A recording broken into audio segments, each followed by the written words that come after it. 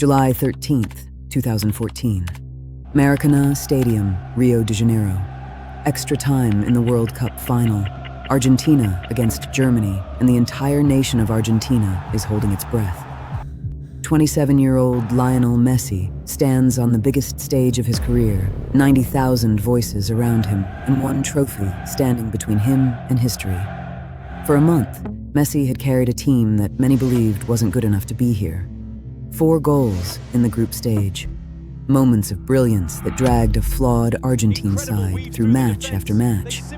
Pundits were already calling him the best player of the tournament.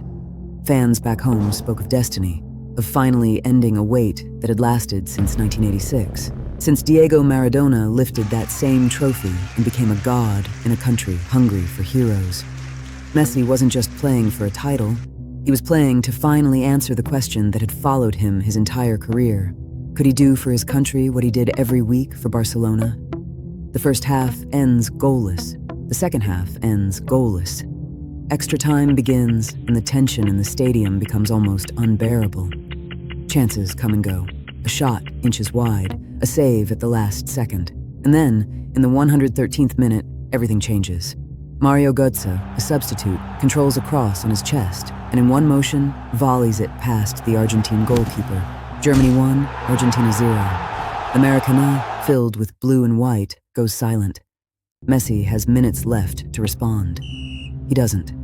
The final whistle blows, and Germany becomes world champions on Argentine soil, in front of Messi, in front of everyone. The cameras find him standing near the center circle, hands on his hips, staring at nothing.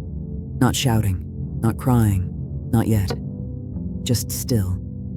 A man who had given everything and watched it not be enough. Minutes later, in one of the most replayed images in football history, Messi walks past the World Cup trophy on the podium without turning his head.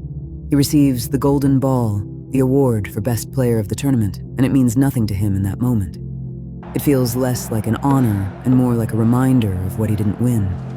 The criticism back home was brutal. He was called selfish, cold, accused of not caring enough about the sky blue and white the way Maradona once did. Some said he wasn't Argentine enough to lead them. 2 years later, after another final lost on penalties, Messi stood in front of the cameras and said he was done with the national team. For a moment, it looked like the story was over, but it wasn't. Behind closed doors, away from the cameras, Messi made a different decision. He came back, quietly, without promises, without demanding forgiveness. He simply kept showing up for Argentina, tournament after tournament, criticism after criticism. He didn't know yet what it would cost him, or how long it would take. He only knew that walking away wasn't who he wanted to be. What Messi didn't know, standing silent on that Maracanã pitch in 2014, was that this loss, the one that broke him in front of the world, would become the exact reason his story mattered. Because greatness isn't built in the moments you're carried by talent alone. It's built in what you do after the whole world watches you fail. The boy who once walked past a trophy without looking at it would return, years later, to a different World Cup on a different continent, carrying the same dream, older now, tested, and far from finished. That story was still being written.